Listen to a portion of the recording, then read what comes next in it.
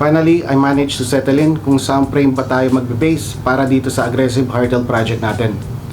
What's good guys, Jerox nga pala ulit. Kung bago ka lang dito sa channel na to, make sure to hit the subscribe button, pati na rin yung notification bell para maging updated ka sa mga future content na ilalabas natin every week. Medyo natagalan din ako mag-decide kung ano bang brand ng frame ang pipiliin ko.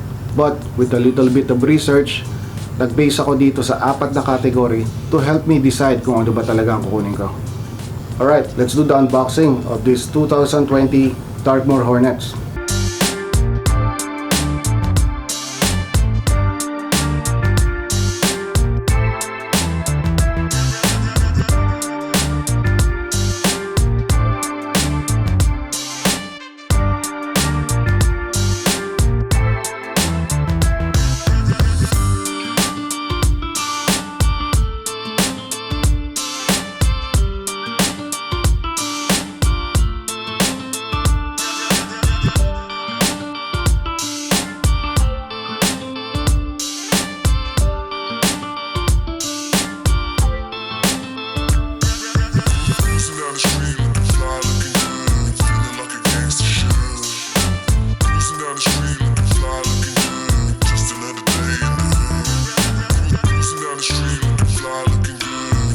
Alright, punta muna tayo sa specs.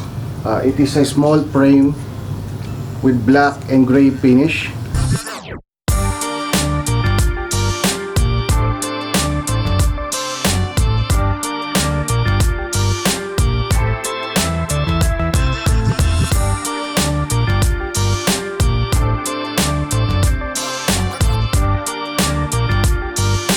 Ang kinagandahan dito sa frame na to is you can run from 140, 160, 70 till 80, 180mm and travel. It is a small size frame. This is a 27.5. Itong frame na to, meron siyang built-in na 160mm dismount. It has 30.9mm seat post diameter. Para sa clamp naman, para sa clamp naman, it ran 34.9mm.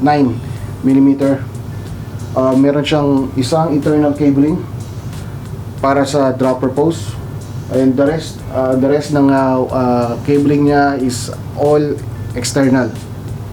And there you have it guys. Hope na makatulong tong video na to para makadecide kayo kung anong aggressive hardtail ang pipiliin nyo.